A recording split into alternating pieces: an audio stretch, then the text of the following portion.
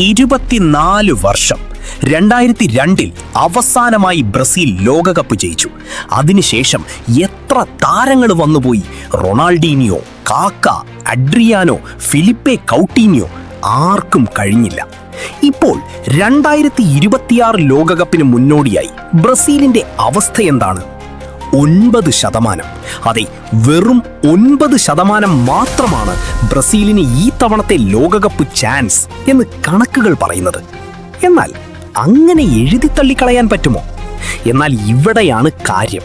2014-ലും 2018-ലും 2022-ലും ഇതേ കഥയായിരുന്നു. എല്ലാവരും പറഞ്ഞു ഈ തവണ ബ്രസീൽ കിരീടം അടിക്കും. പക്ഷേ ആ തവണകളിലൊന്നും ബ്രസീലിന് ഇതുപോലൊരു കോച്ചുണ്ടായിരുന്നില്ല. അതുപോലെ തന്നെ നെയ്മറിന്റെ അവസാന വേൾഡ് കപ്പ് കൂടെയാണിത്. ഈ വീഡിയോയിൽ 2026 ലോകകപ്പിനുള്ള ബ്രസീൽ ടീമിനെ കുറിച്ച് വിശദമായി സംസാരിക്കാം. 2025 ലോകകപ്പ് യോഗ്യതാ മത്സരത്തിൽ ബ്രസീൽ 4-1 അർജന്റീനയോട് തോറ്റു. ആ തോൽവി വലിയൊരു ഞെട്ടലായിരുന്നു. ആ മത്സരത്തിന് ശേഷം കോച്ച് ഡോറിവൽ ജൂനിയറിനെ പുറത്താക്കി. ബ്രസീൽ ഫുട്ബോൾ കോൺഫെഡറേഷൻ ഒരു വലിയ തീരുമാനമെടുത്തു. അവരൊരു വിദേശ കോച്ചിനെ കൊണ്ടുവന്നു, കാർലോ ആൻചെലോട്ടി. ആൻചെലോട്ടി ലോകത്തിലെ ഏറ്റവും വിജയകരമായ പരിശീലകരിൽ ഒരാളാണ്. Italy, England, Spain, Germany, France എന്നിവിടങ്ങളിൽ എല്ലാം അദ്ദേഹം ലീഗ് കിരീടങ്ങൾ നേടിയിട്ടുണ്ട്. ചാമ്പ്യൻസ് ലീഗും നേടിയിട്ടുണ്ട്. ഇപ്പോൾ അദ്ദേഹത്തിന്റെ ചുമതല ബ്രസീലിനെ ലോകകപ്പ് ജയിപ്പിക്കുക എന്നതാണ്. ആൻചെലോട്ടി ബ്രസീലിന്റെ കളിശൈലിയിൽ വലിയ മാറ്റങ്ങൾ വരുത്തി. പഴയ ബ്രസീലിനെ അറിയാമല്ലോ, എല്ലാവരും മുന്നോട്ട് കയറി ആക്രമിക്കുന്ന ശൈലി. അത് മാറി. ഇപ്പോൾ ബ്രസീൽ 4-4-2 ഫോർമേഷനിലാണ് കളിക്കുന്നത്. പ്രതിരോധത്തിൽ ഉറച്ചു നിൽക്കുക, എതിരാളികൾ തെറ്റ് ചെയ്യുമ്പോൾ വേഗത്തിൽ മുന്നോട്ട് കയറുക. അതാണ് ആൻചെലോട്ടിയുടെ തന്ത്രം. ഇത് കളിക്കാർക്കും ഇഷ്ടപ്പെട്ടു. കാരണം അവർക്ക് ബാക്ക് സുരക്ഷിതത്വം തോന്നുന്നു.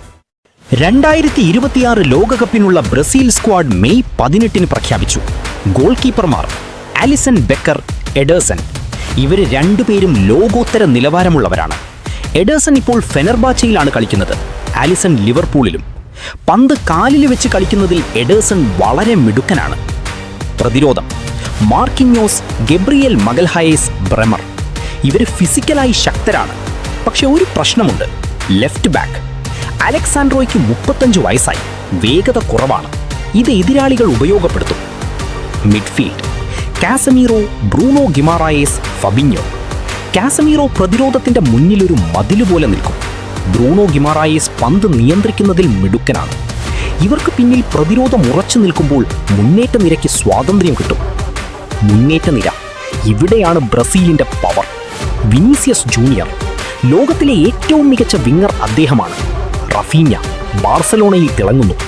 Martinelli, Arsenal. എൻട്രിക് 19 വയസ്സുള്ള കൊച്ചു മിടുക്കൻ. ഇവരെല്ലാവരും വേഗതയും ടെക്നിക്കുമുള്ളവരാണ്.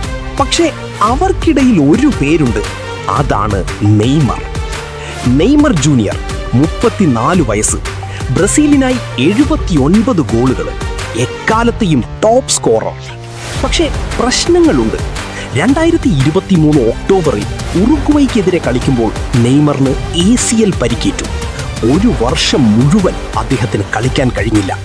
2025 സൗദി അറേബ്യയിലേക്ക് പോയി. അവിടെ വേണ്ടത്ര കളിച്ചില്ല. 2026 സാന്റോസിൽ തിരിച്ചെത്തി. വീണ്ടും കാഫ് പരിക്കും, 2 മില്ലിമീറ്റർ വീക്കം. ഇത് വലിയ കാര്യമല്ല, പക്ഷേ ആശങ്കയുണ്ട്. രസകരമായ കാര്യം ഇതാണ്, വിനീസിയസ് ജൂനിയർ ഇപ്പോഴാണ് ബ്രസീലിന്റെ ഏറ്റവും മികച്ച താരം. അദ്ദേഹമായിരുന്നു നമ്പർ 10. പക്ഷേ അദ്ദേഹം ആ നമ്പർ നെയ്മറിന് തിരികെ നൽകി. ഇത് നെയ്മറിന്റെ ലോകകപ്പ് എന്ന് അദ്ദേഹം പറഞ്ഞു. ഇതൊരു നല്ല ടീമിന്റെ ലക്ഷണമാണ്. വിനീസിയസിന് താൻ വലിയ താരമാണെന്ന അഹങ്കാരമില്ല. അവൻ ടീമിനെ കുറിച്ച് ചിന്തിക്കുന്നു. നെയ്മർ ഫിറ്റാണെങ്കിൽ എതിരാളികൾക്ക് അവനെ മാർക്ക് ചെയ്യാൻ 2 പേര് വേണ്ടിവരും. അത് വിനീസിയസിനും റഫീഞ്ഞയ്ക്കും സ്ഥലം തുറന്നു കിട്ടും. അതാണ് ആൻചെലോട്ടിയുടെ പ്ലാൻ. സ്ക്വാഡ് പ്രഖ്യാപിച്ചപ്പോൾ ചില വലിയ പേരുകളില്ലായിരുന്നു. ജോ പെദ്രോ, ചെൽസിയിലെ ഈ സീസണിൽ 20 ഗോളുകൾ നേടിയ താരം, പക്ഷെ സ്ഥാനമില്ല. റിച്ചാർലിസൺ, ഗബ്രിയേൽ ജീസസ്, അവരും പുറത്ത്. തിയാഗോ സിൽവയ്ക്ക് 41 വയസ്സായി, അദ്ദേഹത്തെയും വിട്ടു. എഡേർ മിലിത്തോയ്ക്ക് പരിക്കാണ്, അത് വലിയ നഷ്ടമാണ്. പകരം അഞ്ചലോട്ടി പുതിയ മുഖങ്ങളെ വിളിച്ചു. എൻട്രിക്, ഇഗോർ തിയാഗോ, റയാൻ, യുവത്വവും വിശപ്പുമുള്ള കളിക്കാര്. പഴയ പേരുകൾ വേണ്ട, നിലവിലെ ഫോമുള്ളവർ വേണം. അതാണ് അദ്ദേഹത്തിന്റെ നിലപാട്. ഇപ്പോൾ ഏറ്റവും പ്രധാനപ്പെട്ട ചോദ്യം, ബ്രസീൽ ലോകകപ്പ് ജയിക്കുമോ? എന്റെ സത്യസന്ധമായ അഭിപ്രായം പറയാം, ബ്രസീലിന് കഴിയും. കാരണം ലോകകപ്പ് എന്നത് ഫോമിന്റെ മത്സരമല്ല, മാനസിക കരുത്തിന്റെ മത്സരമാണ്. 2002 ബ്രസീലും വലിയ പ്രതീക്ഷകളില്ലാത്ത ടീമായിരുന്നു, എന്നിട്ടും ജയിച്ചു. ഈ ടീമിൽ വിശപ്പുണ്ട്. വിനീസിയസിന് താൻ ലോകത്തിലെ ഒന്നാമനാണെന്ന് തെളിയിക്കണം. നെയ്മറിന് കരച്ചിലിനൊടുവിൽ ചിരിക്കണം. അഞ്ചലോട്ടിക്ക് തന്റെ കരിയറിലെ ഏറ്റവും വലിയ നേട്ടം വേണം. നിങ്ങൾ എന്ത് കരുതുന്നു? 2026 ബ്രസീൽ ജയിക്കുമോ? അഭിപ്രായങ്ങൾ എഴുതുക. സബ്സ്ക്രൈബ് ചെയ്യാൻ മറക്കല്ലേ.